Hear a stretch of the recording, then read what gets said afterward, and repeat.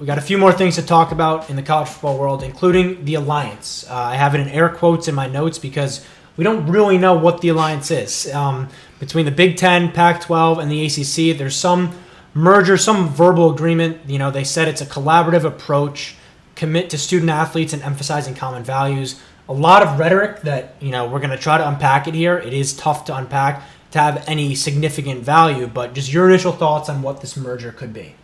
Well, I think it's a direct reaction to what went on with the SEC and Texas and Oklahoma leaving the Big 12 and the response to that to try and prevent that from some of the other schools. And you want to call them fringe conferences, but the Big 12 has not been relevant in the same way that, say, the SEC or the ACC have been over the last few years, particularly on the football scene. And even the ACC really is just because of Clemson. But what to make of it, I don't know, because it's hard to understand exactly how it plays, because there really isn't anything in writing. It seems as though the idea is going to be that there is going to be this understanding that there won't be movement and that these schools will create future matchups while also honoring the existing matchups with certain schools, and it's such a broad and sweeping understanding with so many schools and schedules and teams involved. But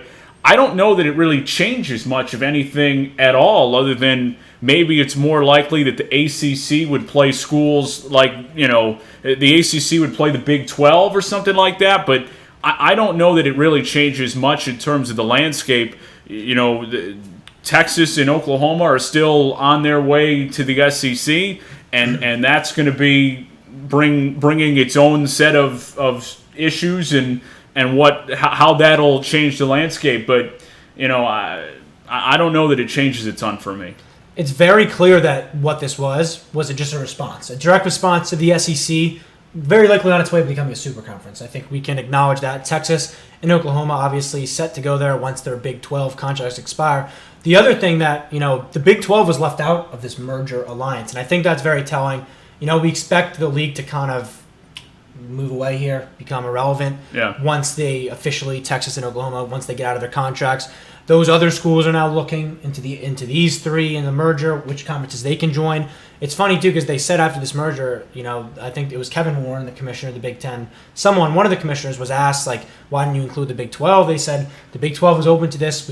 They're a valuable member. We love their input and stuff. But that sounds like a bunch of just wording to me, because if you wanted the Big 12, if you valued them as a conference, you'd include them in this. So I think that's telling, too, that the Big 12 is on its way out. Also, another thing that was reported, that the Pac-12 was driving this. This was really them behind the scenes getting this all together. And I think that's something. You talked about the irrelevancy of the Big 12. I mean, they've been more relevant than the Pac-12 in terms of sending teams to the college football playoff and all that. Last year was a nightmare for the Pac-12. You had a 3-1, 2-1 team, in the championship there. So I understand from their perspective, in terms of getting together, even though it's just we're going to be together, right? There's no tangible thing right now. The schedule thing you mentioned, it's tough because these schedules are in place years down the line. These teams have their out-of-conference games scheduled 10 years down the line, no question. The one thing that is being kind of brought up as a hypothesis here is Pac-12 has one extra in-conference game. They would drop that game and then kind of make that extra out-of-conference game. They would agree to have it with the other two conferences in this alliance. The issue is, with nothing in writing, there's no contractual agreements here, and I think that it's safe for the schools and the conferences, because you have to see what happens down the line here. You could see some of these schools leave to go to the SEC if there was contractual agreements. That can make it super messy, but that's the only tangible thing I can see, and otherwise it's just language to say we're kind of scared in a way of the SEC. We don't want them poaching all our kind of good teams that are driving up the conference. Yeah, I think there's naturally just a look and a drive for a response. And I think that you hit this, and that's exactly what they're looking for. But when a move of the magnitude of Oklahoma and Texas going to the SEC happens, now everybody's scrambling, because the Pac-12 looks at some of its valuable commodities, whether that be, say, a USC, not that they'd go play in the SEC, but maybe they consider a move, or is there somebody else? Is there a Washington that might say, I got to go somewhere else? And that, I think, is the biggest thing that is apparent in all of this shuffling. But in terms of what it actually does with, as you mentioned, the schedule is pretty well an out of conference set in stone for the next 5-10 years. I'm not sure it does a ton. And candidly, if a team that's a part of this alliance, if Clemson says, I want to go play in the SEC tomorrow, I think the alliance isn't going to stop it. So I don't know if there's much of anything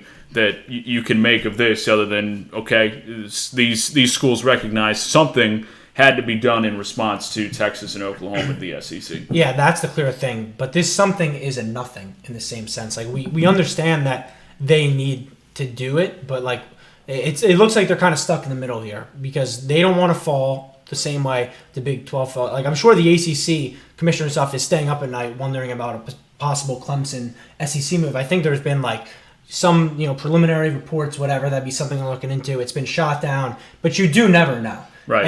And if you asked me a year ago, 6 months ago, Oklahoma and Texas are going to leave the Big 12, like what were you saying? Like I would have thought that was crazy, No one really saw that coming. It was very behind the scenes, and then bam, out of nowhere, we look, they're leaving, bam, the Big 12. It can't really operate without those two at the front. Oklahoma in particular has dominated this conference in recent years.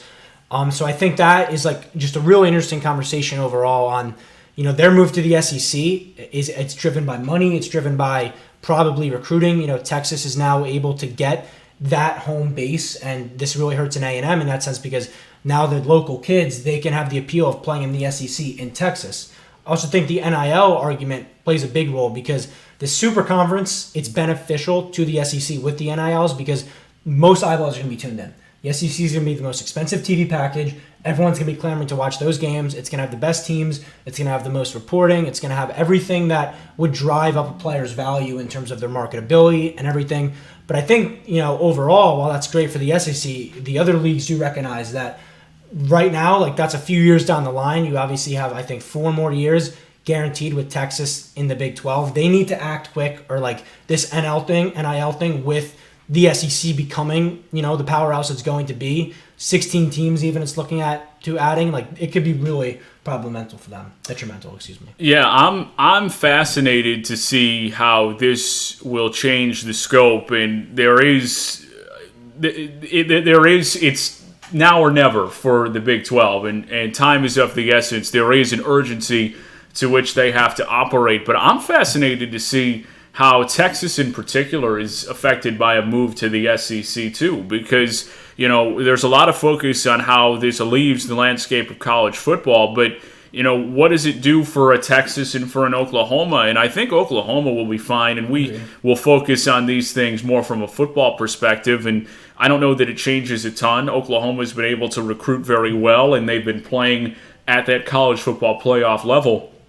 But this could go one of two ways for Texas, because right now, with the way that their program is operated, they're over their skis. This is not a team that has remotely an opportunity to compete in the SEC with the way that they've played. Of course, a new coach in Steve Sarkisian, who I think is very highly thought of, especially after a very successful stint as the offensive coordinator in Alabama once again last year.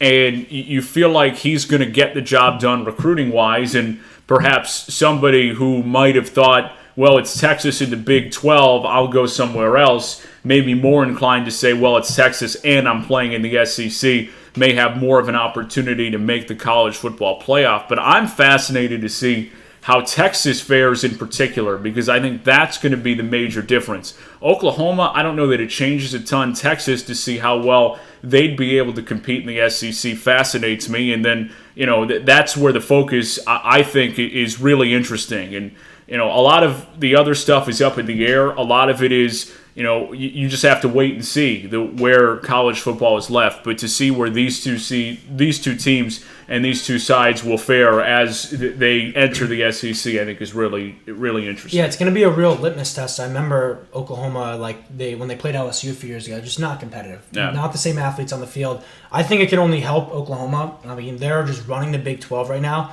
But it does appear like they've reached a ceiling a little bit.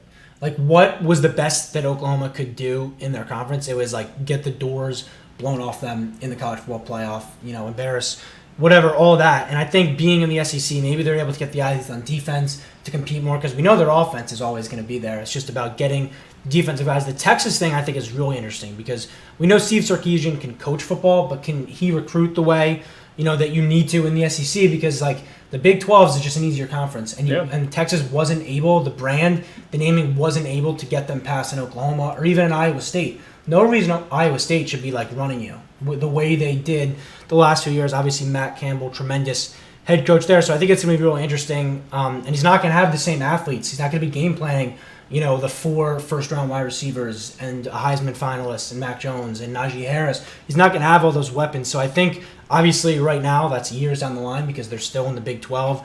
You got to just keep recruiting for that. But I do think, when I first saw this, my initial reaction was, and I know this is a little off the merger, but, Texas, this could be the potential to be really bad. They could be a doormat in the SEC, a complete afterthought. No one would even consider it.